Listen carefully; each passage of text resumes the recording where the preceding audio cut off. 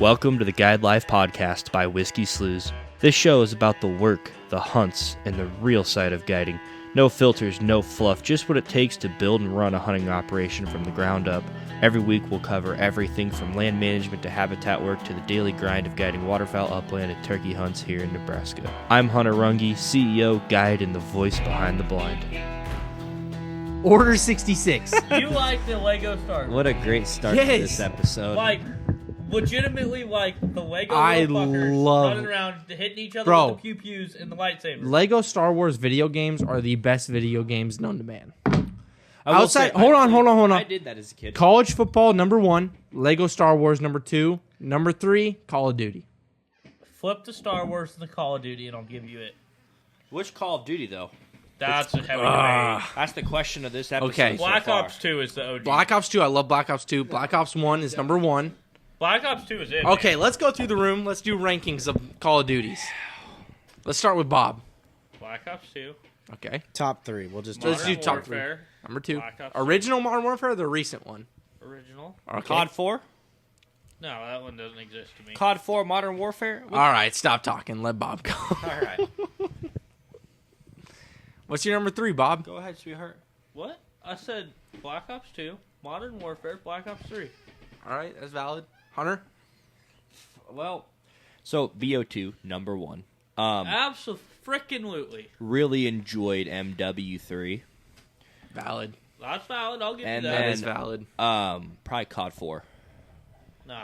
I don't know if I can agree with that. That So COD 4 okay, is my a wild this take. is I have 2 more wild takes after that. No. Behind no, you're COD out of wild 4. take. What's your honorable mention? My honorable mention would be tied with COD 4, but potentially better depending on the time. And this is a really wild one. Ghosts, Infinite Warfare. I like that. I like that shout out. Let's hear Unks. Unk's shaking his head. He's like, "This ain't The it." best Call of Duty of all time is the OG Modern Warfare 2. I can get behind that. Get behind that. Then the next one is World at War. Oh, hell yes. You bringing in a backup. Yes. World I at did. War. That was the best. That's That a was good call. that was the best campaign I ever. cannot tell you though. In I don't know if I can in get Black behind the Ops best 2, campaign. zombies, the Black Ops 2 zombies are pretty much M8A1. undefeated. the ballista. I mean, Nuketown. I mean, Yeah, you but just World can't at beat War, it. that ending, Nuketown changed the world. the ending where you're going to plant the flag and that dude stabs you, and then Reznov And then the puts a machete beginning through him. the beginning where they all chasing you and you're down. Yeah. Yep. World at War, and then my third one be Black Ops, the OG Black Ops. Yes. All right. My number 1, Black Ops 1. The best game of all time. Black Ops was Undefeated. They have the Kinder best Toten everything. is the best zombies map of all time. Number 2, this is the most underrated game of all time. Call of Duty World War II. I don't care what anybody says, it's the best Call of Duty. Bullshit. That is a great game. All right, back to Duck Hunt. Hold on, I got You're number gonna throw 3. that I got wild card. hold We go on. back to Duck I Hunt. got number 3. Modern Warfare, the most recent one. All right, I back will to Duck say, Hunt. Hold on. I did enjoy Joey is Modern so far Warfare. off the wall with this. We got to go back to talk. Hold on, Call of Duty Warzone on Modern Warfare, the most recent one, is That was fun. undefeated. All right, Although we're going back I to will talking say ducks. I was annoyed with Call of Duty the franchise reusing Modern Warfare and Black Ops and all of that so many You fucking mean they times. beat them till they couldn't beat them no Yeah. more? Yeah. Like they remade it was like they remade COD They're 4 still Modern trying to Warfare and remake turned it into Nuketown. Call of Duty Modern Warfare. Yeah, they're ruining it. They are. They Yeah. are. They're ruining the But nostalgia. you know, I played Infinite Warfare for a long time. Not it. Not it. It wasn't Too bad. futuristic. I didn't mind that. That was my favorite part. See, the biggest thing that I remember from Infinite Warfare, everyone was bitching about boots on the ground Call of Duty. And then they came back after that with, what was after Infinite Warfare? Advanced Warfare? No, Advanced Warfare was before Infinite Warfare. Was it? Let me look it up. Call It of might have been Modern Warfare after that. All right, Call of Duty games in the series. Infinite Warfare, then Call of Duty World War II. Call of Duty World War II was some good. And then Black Ops 4, and then Modern Warfare, and then we had Cold War, and then Vanguard, and now we've had Modern Warfare 2, Modern Warfare 3, which is weird because you've remade Call of Duty Modern Warfare like 4 times now. Call of Duty Cold War may be the worst video game I've ever played in my life. Yeah. That game was so bad. Advanced Warfare, also horrible. Advanced Warfare sucked. Infinite Warfare sucked. I like Ghosts. Ghost was alright. The Honey Badger. I got with it, brother. Black Ops 1, they need to make a remaster to Black Ops 1. Son of a bitch. Alright, I got a call. That's all you fellas. Alrighty, boys. Black Ops 1. Black Ops 1. Kinder Die Toten. That's the best zombies map of all time. You know what's better than zombies, though? Ducks. I will take ducks over all these games. Ducks would... Yeah. Yeah. Yep. Yeah. Sam? Ducks are better than geese. Ducks are better than games. And geese. I agree. Oh boy's sitting there playing with his phone like it's his pecker, and he's getting all sorts of excited with this. No, I'm scratching nasty shit off my screen protector. Oh, shit. Sam, we went on a lot of duck hunts this season. What was your favorite one? Hunting out of the river blind with a group of guys that rebooked, and they brought a young kid with this year who really hasn't even been waterfowl hunting or hasn't done it much. Sure as hell had never shot a mallard. Me and Joe were guiding that hunt. We shot a 6-man of pretty much all green, and we needed one more duck to finish it off, and we let the kid shoot, and sure as day is night, shot a banded duck to end off the 6-man. That would be Nothing... one. Yeah, nothing compares to that. What's your favorite duck hunt from the season, Bob? You know, it's a wild take here. One of my first duck hunts that I got to guide this season, we went on quite a drive for. We went way up in the hills. It was a 2-hour drive. Got there way early. Thought we were doing great. I'd scouted this place for several days prior. Knew it was going to be pretty good. Got there. We got a little lost on the drive-in. It was a little dark. That'll happen. Next thing we knew, we're 45 minutes late getting into the blind, which is a first that's ever happened to me. But it happened. It was bound to happen at some point. We got lost in a pasture. It's a 2-mile by 3-mile pasture. I mean, it's huge. And the only way you get in was a side-by-side in the dark. And so we had everything set up. But when we went to go get everybody, we drove everybody in on the side-by-side. We took a wrong turn. All the gates look the frickin' same up there. All the pasture looks the frickin' same. The only thing you can tell is which way the cattle hoof prints go. Like, that is it up there. It is wild. And we get back to this spot finally. We're 30 minutes after shooting light. I'm cussing up a storm. We pull up. There's already 300 ducks sitting on the water. Like, it was one of those oh shit moments. Like, are we, like, early season, for those of you that aren't familiar with it, your birds come early. Like, you've got the first hour and a half to shoot them. A lot of times. And so we kick these birds off. We get set up. Birds are trying to pour back in. Clients had a dog. We're trying to grass a dog blind. We're trying to get everybody situated. It's another 30 minutes before we get set down. And I'm sitting there going, we ain't going to shoot a duck. Like, I'm starting to have some questions about life. And we get set up. Ducks start rolling back. Every 5 minutes, there's a group of ducks coming in. We're just wailing and wailing shots into them. Whoa. At one point, I'm chasing ducks. I'm clear on the other end of this pond, laying in the grass. They're shooting ducks over me. I'm sitting there trying to grab cripples. I mean, it was chaotic for a while. It was wild. So that was probably my favorite hunt of the year. It was pure chaos to get there, pure chaos to get the hunt going. But, man, once it was going, it was group after group. Widgeon, teal, gadwall, pintails. We didn't shoot many mallards that day. A lot of variety of puddle ducks, but it was crazy, man. It was that early season part It was nuts when it was nuts. Peapod, what about you? What was your favorite duck hunt this season? Oh, man. I shot the shit out of them about every time I went out. That was the best part. God, I had a lot of favorites, really. I think my favorite one was when me and Sam, we went goose hunting in the morning, took a fat fucking 0 at this pit, and the birds just didn't care. And we were like, fuck, that sucks. And we had the Whiskey Slough. And we hunted that 2 feet wide, put about 10 spinners in the bean field.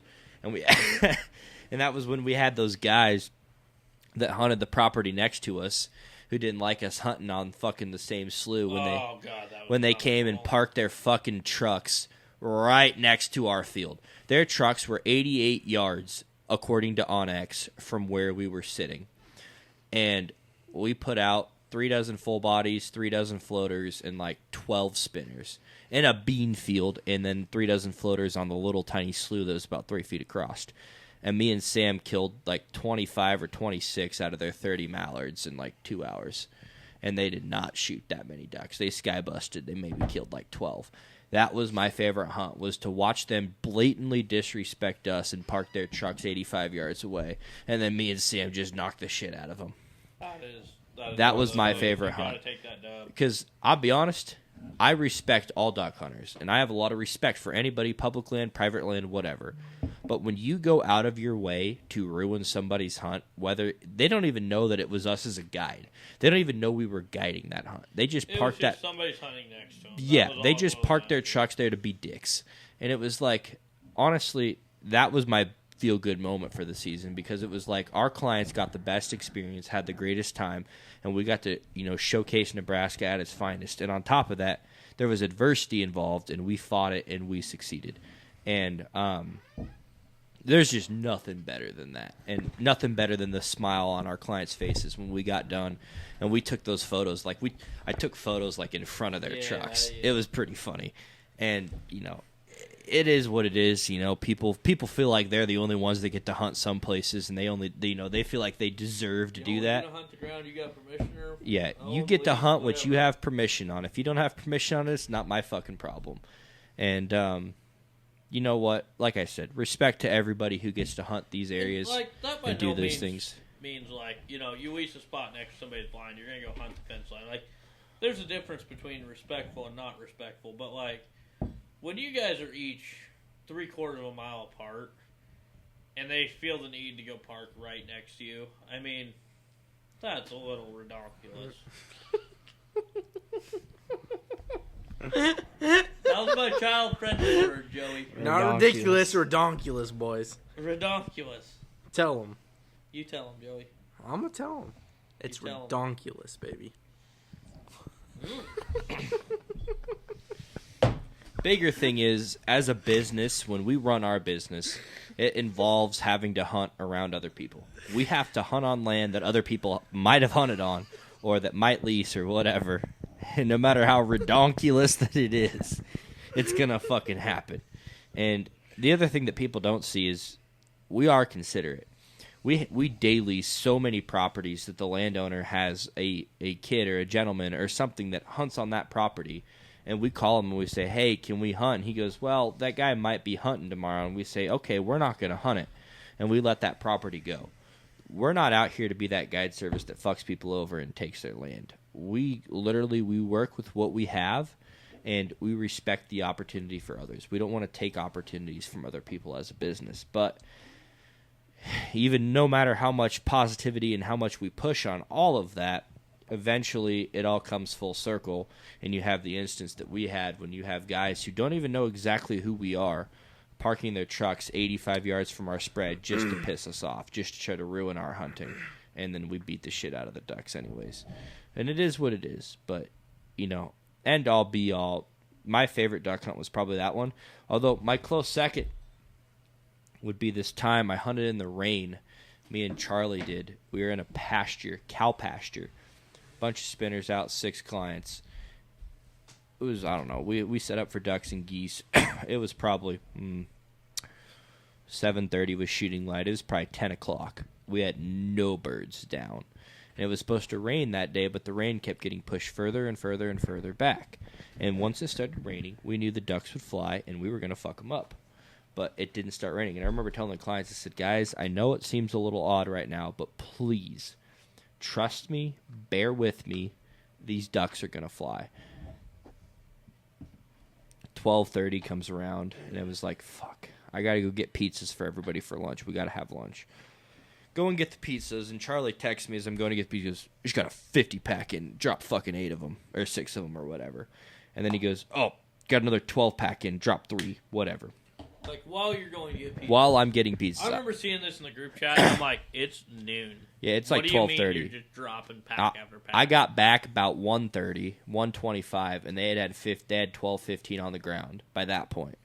And by the end of the day, we had shot our full 6-man limit by like 1:45, 2:30, 2 or 2. Like, you guys started shooting them at like 11 too, right? We shot then we shot one group at 11. We really started shooting them about 12:30. 12:30 to 2 is when we shot our limit. That's 30 mallards, greenheads like in a pasture. For all you guys that duck hunt all the time, you know that usually your morning's pretty good, your evenings are but like can be good if you're hunting a feed. But like, man, to shoot them from 12 to 2 or 12:30 to 2:30, whatever it was, that's freaking insane. That's like it just doesn't happen often. That's like the teal hunt that me and Joe had Oh, in September. we watched that video last night, and I was like, whoa. Teal, shooting them at noon. Shooting is teal at noon crazy. because they wanted back in this flooded corn so I mean, bad. the only answer I have to that, and you guys can correct me if you think I'm absolutely wrong, there just wasn't a lot of water around this year. Yep. So when you busted them out and you got in there, like, they had nowhere else they really could go. It And was that the was the only place with food. Like, they were coming back in 2Zs, 3Zs, 4Zs, like, whatever. Like, they wanted in there, and that was the only place they wanted. Like, you guys probably shot into some of the same groups a couple of times. that was the I'm sure we weirdest did. teal hunt I've ever had in my It was- life, and it it was will weird. probably be the weirdest I will ever experience. Knowing teal, they Well, usually in our- come in like 20 minutes before, but this hunt was like you're waiting 2 hours before they really come in. Well, our teal hunt the next day was pretty similar. I mean, we shot them till 11:30, but we had such a dry year that it was weird, man. And don't even get me started on all the other ducks that really wanted in that hole. Bro, if you could shoot big ducks in September, they just shot a Oh, fucking my goodness. 6 to 7 If man me of and- mallards, pintails, If widgeon. me and Joe Yeah. could have shot other ducks, we would have shot Oh, my woodies, we would have goodness. shot pintails, we would have shot gadwall, mallards. I mean, you name Anything it. that was Any local duck at that really time, that yeah. you could have shot all of them. They were just there, and they wanted in there. That was a banger poll. It was one of those where your butthole's a little puckering. When birds are coming in, you're like, whoa, make sure they're teal, guys. But It was to the point worked out where pretty I good. had Joe looking with binos while I was like calling shots for him to be like, yo, there's a mallard in there or whatever. Just to have like double like clearance on things. It worked out pretty good with me on binos and Sam calling shots. Yeah. Because I could tell him, whoa, there's a Well, couple pintails in there, or there's yeah. a couple widge, What but was it your worked out favorite- pretty good. Favorite duck hunts of the year? I said my favorite was the I was 6-man yeah, on the I was river. phone. Yeah. probably that one. Joe, was yours the same? Me and Charlie actually had to hunt. Or we had, it was right before shooting light. It was about 20 minutes before shooting light. We had probably, I can't even explain how many teal came into this pond. Probably over 1,000. And all the clients were like, is it shooting light yet? Is it shooting light yet? It finally became shooting light. And we were like, all right, it's time to blast them. So we blasted them. Dropped a good amount. And then after that, we kept shooting. We put a good hurting on them. It was a pretty fun hunt. But that would probably be my favorite of the season. Me and Charlie had a good time that morning. Almost rolled a side-by-side, but we made it work. Okay.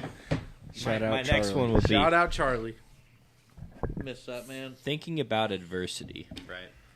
Side by sides flipping, long hunts, decoys not working, whatever, right? What's your most adverse hunt of the year, but it turned out? Oh, I got the best one Yeah. of anyone, and it doesn't even compare. The hunt that me and Charlie Bob scouted this hunt. It was a really loaded. Shout out, Bob. It was a really loaded pond. There just so happened to be another pond. Bob. There just so happened to be another pond on this property, but there's a minimum maintenance road. No matter if you come in from the north or from the south, you have about half a mile drive to get to this property because it's basically dead center on this minimum maintenance road. And it was not supposed to rain or do anything that night. Well, it piss poured rain. And me and Charlie got there and went to go pull on down the road, and not a chance. My two front tires hit the muddy. I mean, there was not any gravel at all. It's just straight clay.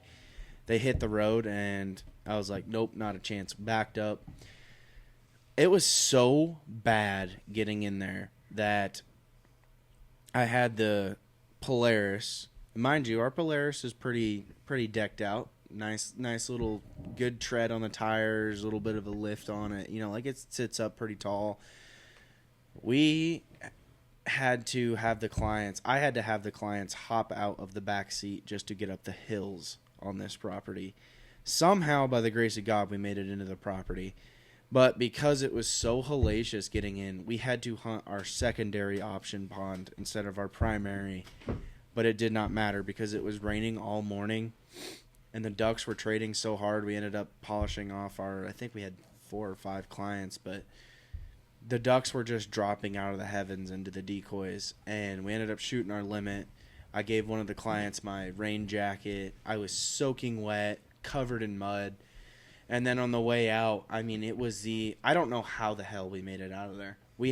I drove down the road to drop the clients off, and I bet you it took all of 45 minutes just to get down this minimum maintenance road to drop the clients off. Just to drop the clients off.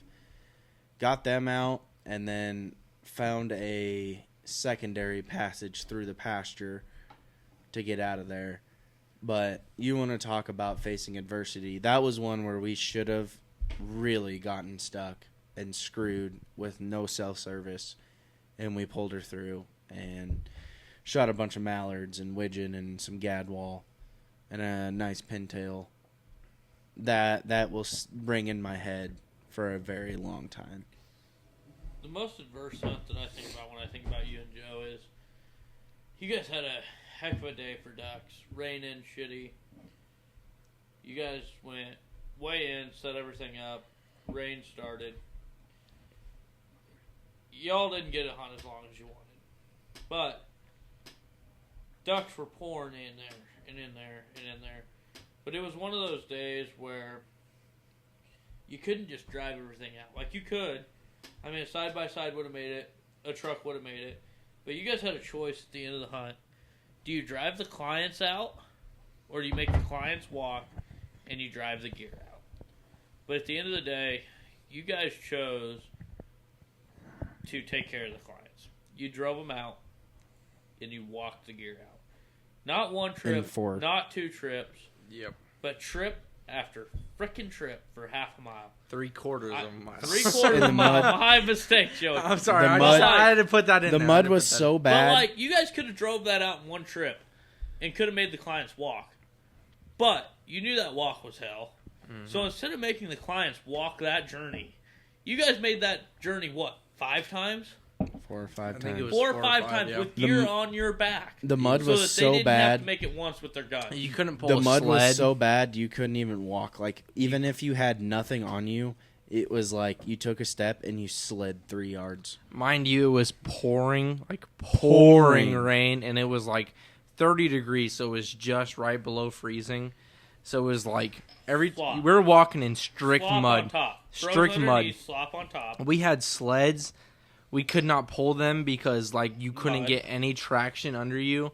So we had to take everything in and out. It was nightmare. It makes you go, wow. Do you make yourself life easy, or do you make the client's lives easy? Yep. You guys chose the option that not many people would. That was a day that will not be forgotten. It wasn't a fun one, but you can look back and go, wow, that was good. You also could have drove the clients out, could have drove back in and got the gear 5 times over. but we would have lost all of that land access. You would have burned Yeah. bridges in that whole area. Yep. I mean, that's the thing. Like, whether you're starting a guide service, you're guiding for somebody, whatever you're doing, hunting for fun, it doesn't matter. If you disrespect a farmer or a landlord, they all know everybody around that area because they all trade favors. They all do things together. You burn one frickin' bridge, you will burn more bridges than you ever imagined. The best, and you the do best that, part. you're screwed. The best part about that is we didn't beat them up that day because we had clients leave early, but we got our revenge like 3-4 days later. And not only did we get our revenge on the ducks, we shot our 6-man of ducks, but we ended up shooting like a 20-25 stack of snows Yep. and had And some we had spins in there. Yeah. Yeah, that was like it all came full circle at that point. Yeah, All came full circle. it really did. I mean, that field, it produced, man. It produced, but y'all got in and out. Y'all got your stuff done. Y'all took care of the farmer. Y'all took care of the clients. Did it at your own expense, but y'all did it to take care of those guys, and that's very respectable. Anybody who doesn't respect that ain't been through it.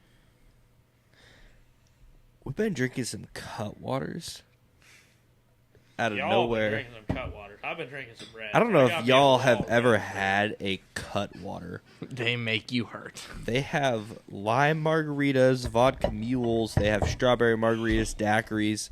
They have all sorts of options. This lime margarita that I'm drinking has 12.5% in it. Man, it's a lot of fun. And tell you what, when you have these cold days like this and you're sitting here, we want to knock out content, kind of hang out with everybody, kind of relax, chill out, enjoy the night. There is nothing better than all the boys hanging out, chilling, talking duck hunting. Remember in the season all the good times we had and everything that was going on, getting ready to take on these snow geese. And let me tell you, it's so cold right now you can't even really think about a snow goose. But coming back here in about, I don't know, 5 days, 4 days, Bob? 5 days? Longer than that. 4 or I hope. 5 days, maybe 6 days. We're going to be back at them white geese, and we're going to be at them in full force. Them white geese should be scared. Yeah, yes, I sir. got some anger to take out on them. I love a snow goose, but we want to make sure with our clients. We actually supposed to have been hunting clients yesterday and today. Believe it or not, we were That's supposed a to hunt serious clients. Topic to talk about. Like, one thing that we always have a heavy debate on, and that we refuse to do as a guide service is when you book somebody, you schedule them for a date. 9 months in advance, at least. yeah. At least. And, like snow geese, when you book a snow goose date, you don't know where the migration is going to be at. I mean, you're booking this thing, hoping they're there when you get there. And the one thing we've always said that we refuse to do is guide clients when we knowingly know it's going to be a bad hunt. Mm-hmm. And there's a difference. Like, let me tell you, there's going to be bad days. I will never, ever lie and say that you don't have bad days as a guide service. But there's a difference between having a bad day and knowing a week in advance, hey, we're going to get our teeth kicked that day, but let's take somebody's money. Like, those are two very different things. And one thing that we've always struggled with snow geese is you get a very short-lived migration. It's not like Canada's. They don't show up in December, leave at the first week of February, like still here after that, but like here till the end of season, and you're running through January and February, or ducks show up in October, you're hunting them in November, December. Snow geese, you get 3-4 weeks at best. And lately, our snow geese aren't here. We got them here at the beginning of February. It got cold, they left. It's supposed to get warm, but not yet. We're supposed to be running snow goose hunts right now. We have pushed more groups back to a later date than I can count. And part of the reason for that is there's nothing worse as a guide service to have somebody come out and you know they aren't going to shoot a bird. Or you know it's going to be terribly tough hunting, or you know it's not going to be good. Like, there's part of us that are business owners, there's part of us that have a lot of ethics. And I mean, among all of us, we all have those sides. But at the same time, the one thing that I think you'll find between a lot of guide services is a good guide service is a business owner, but a man of ethics. And when you're not going to have birds, you're not going to run clients. You're going to call them and say, hey, don't come on this date. You don't want to be here. If you don't want to hunt it as an owner, you should know you don't want to run a group. And that's something that we've all talked about with these snow goose dates is, I don't want to go hunt. It's going to be cold. It's going to be miserable, and we aren't going to have birds. Cold and miserable and you're killing, it don't matter. Cold and miserable and you don't have birds is not fun. And knowing that line and knowing when to say, hey, you want to move your date. Calling somebody and saying, hey, this isn't when you want to come. It's a tough call to make as a business owner, but as a hunter, you know when it's time to move somebody. Yeah, it's out of respect. Yeah. I mean, you don't want somebody, whether it's your tax refund check, whether it's your savings, whether it's your play money, whatever it is that you use to book this hunt, you're spending a lot of damn money. You want a guide service who's going to respect that. And as a guide service and a guide service owner, you need to also respect that somebody's giving you a lot of money to take them hunting on that day and to put a lot of work into. I mean, there's a lot that goes into making it a good hunt, but they're doing that with some expectations. Now, does that always mean you're going to shoot limits every day or shoot a pile every day? Not always. But does that mean that you need to have the best intent ahead and take care of them as best you can? Yeah, every day of the week. What a talk. Yeah. What a talk. You see it from both sides, people. You do the books all the time. You've been in the field a lot. What's your opinion on it? There's ways to make business ends meet. There's ways to there's ways to do it both. You have to find the balance. I mean, you biggest can't, thing that I think... You can't give the world. You also can't get the world. You have to give to get. You have to get to give. I'd agree. The biggest thing I think you and me agree upon is money can buy a lot of things, but it can't buy reputation.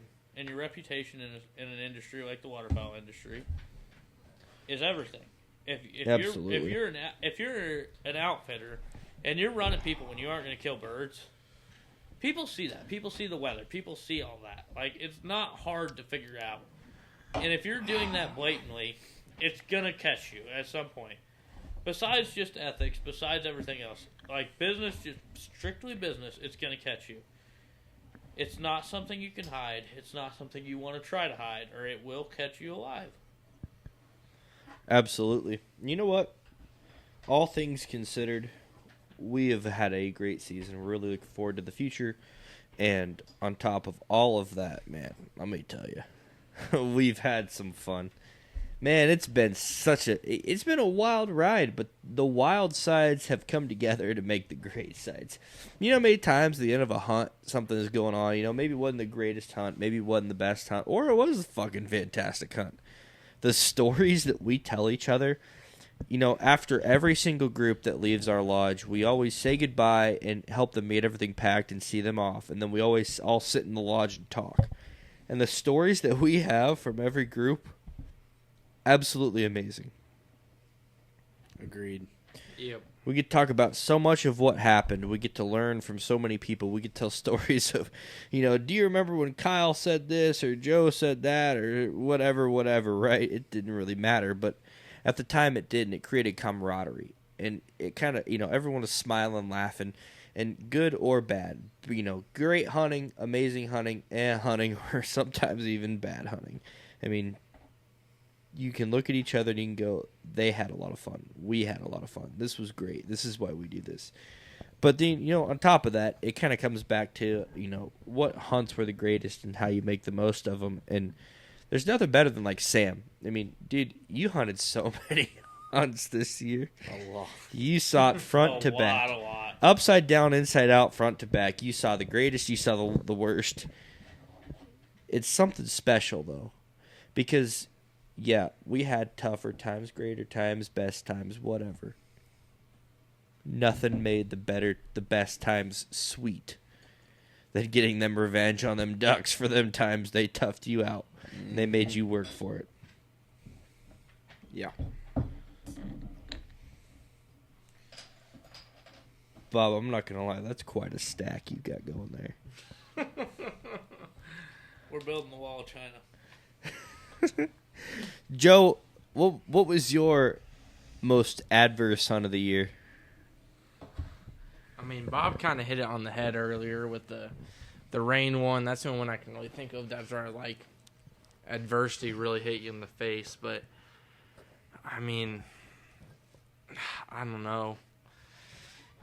The one that Bob gave is probably the best example I can probably give. That one where we have pouring rain on us. The guys were just kind of like, you know, it's cold, it's raining, just call it a day. Yeah. What about the most surprising hunt? The most surprising hunt? Like hunt where you were like, whoa. I'll be honest, me and Sam's Was it y'all that took the pond next to the roost that it started bouncing? I don't know what you're talking about, but yeah. The one I was thinking about is me and Sam's. We shot a 6-man and I think 20 snows on top of it. I mean, I went into that hunt. I didn't scout it or anything. I think Hunter scouted it actually. And I mean, you go into a hunt that you don't know, like how well the scout was or not. I mean, I trust Hunter pretty well, but going into it, it's like, man, if you don't lay like your own eyes on it, you're like, okay, we'll see how this goes. But it went out pretty good. Shot a 6-man, shot 20 snows on top. That was probably my most memorable hunt of the season. That was Not pretty only cool. that, but yeah. the snows and the ducks established a feed north of us, but we were able to pull them Yep. with calling. Yep. That was what made it so sick. It was pretty cool. It did help too, though, that we had a 3-time or 4-time whatever world champion duck caller. When you got a world Brad champion, duck caller on the other side of the blind, that's when you put your duck calls down and you just let old boy go to work. You let old boy go to work. Quote of the day. You get humbled real quick when you hear him on a duck call. It was pretty damn funny to start that hunt with Brad coming up to me going, "How you calling at these ducks? Like, we doing soft feeders? What are we doing?" I was like, I looked at Sam. You were like, well, we put the call to our lips and we go quack No. quack. I looked at motherfucker." Sam that morning. He goes, "So, Brad just told me. I think he knows what he's doing." I'm like, "All right, I'm just gonna do a quack every now and then," and Quack. it worked out. Me and Brad So- worked these ducks like It was pretty no fun. one's business. It was awesome. Dude, that boy can. It was freaking awesome. Call. It was Like, sick. Being beyond so- call. Being next to somebody who can call like that, that's pretty cool. It was awesome. That was awesome. It was. I remember taking Brad out to the Platte night before they hunted it, kind of showing what was going on. They were filming some drones, filming some content, stuff like that. It was awesome. Getting to listen to them talk about the way they call, and like understanding the volume and the pitch and everything that they make. It was eye-opening.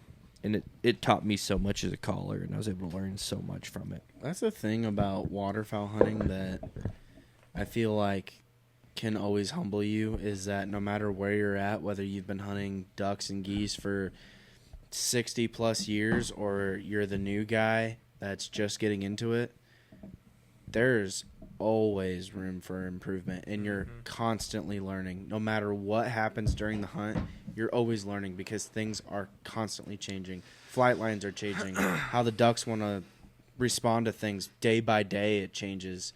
Everything changes. How you set the decoys, everything.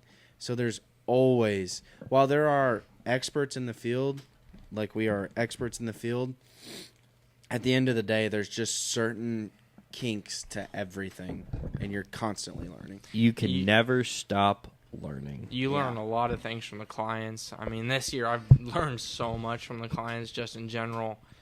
You get a lot of guys who are older who have been duck hunting for God knows how long, but they teach you a lot of things. They got some tricks you wouldn't believe. Yeah, and I'll trust you. I'll tell you what, they work. They work. Not all the time. Sometimes Some of them were a little far Sometimes stretched. you're like, all right, this You ain't hear gonna the work. Kazoo going off. But sometimes you're also like, this is not gonna work, and then it ends up working. You're like, all right, I might put this into my in the old bag here, but You gotta have a well-kept arsenal, and them older clients. Let me tell you, they got some tricks that you look at them and you go, "What the flying fuck?" And sometimes they work. Sometimes it's a real "What the flying fuck do you do when you're not here?" yeah, I will say you learn a lot of things doing this job, though. Best part is that the learning. You learn how everyone hunts them in every state, and there's, some things just don't exactly pertain to you, but some things you're like, shit, maybe I could try this, Yep. and you do, I and will say, it I've pans had some out. guys, especially when goose hunting, that have made some comments on how to adjust the spread or when to adjust the spread and what to do. Some of them guys can read geese really well or ducks really well. I mean, they can tell you, hey, you need to move those 2 decoys on the left. They're screwing things up. Or, hey, you need to move that spinner. Or, hey, try this, and they'll break out their calling. Some days, I ain't going to lie, it can be the difference between a good day and a bad day. Yep. I mean, Yep. everybody that's there, you're all in that blind because you love waterfowl hunting. That's the end of the story at the end of the day. Everybody is in there has a passion about it. To what extent can vary. But there's some guys that get in the blind that are just like, whoa. Like, I had a guy get in the blind with me.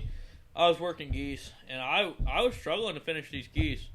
And he pulled out a goose call, and little did he tell me he was one hell of a goose caller. Man started breaking down geese. And we killed a lot of geese.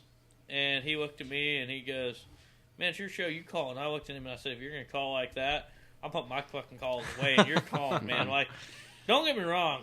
We can rip on some geese, but you get some of these guys that's all they live, eat, sleep, and breathe, and that's all they've done for 30, 40 years. Don't underestimate them. Them boys can call like sons of guns. And then I've had groups, like, we were trying to work lessers one day, and I was struggling. And, like, I was starting to work them, and it was one of the weirdest feelings I've had in a long time in a blind. I started calling at him. Dakin, who's one of our guides and hell of an employee and hell of a friend, starts calling at him.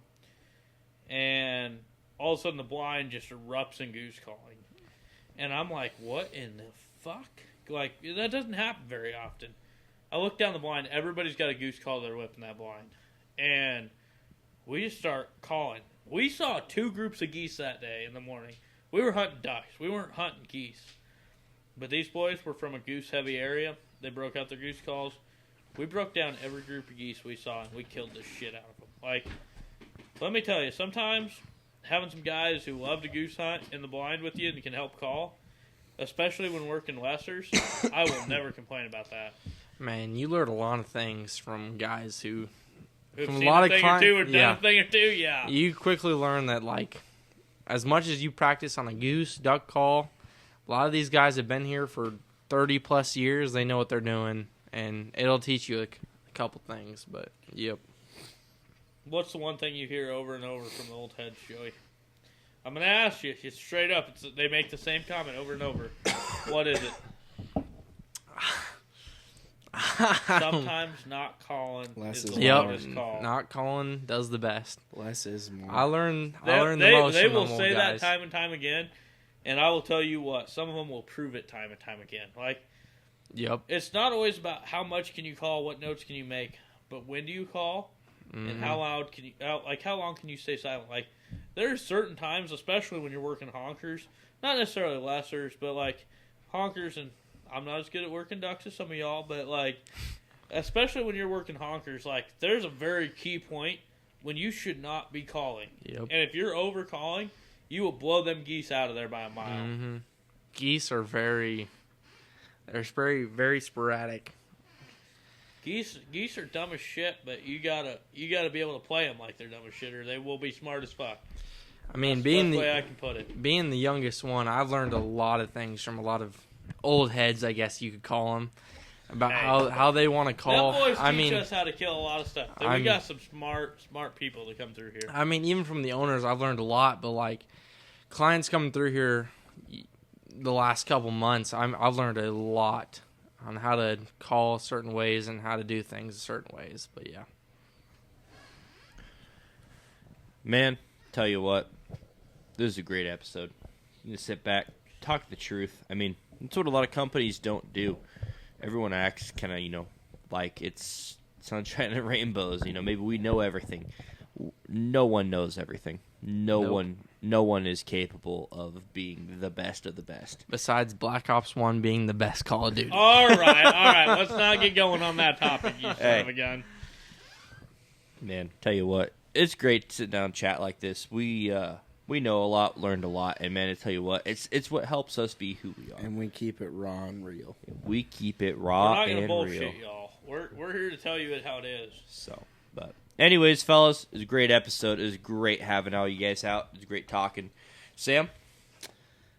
If you want to book a hunt, give Grant a shout at 308-224-7289 or check us out on the socials on Facebook, Instagram, and TikTok at Whiskey Slews. All right.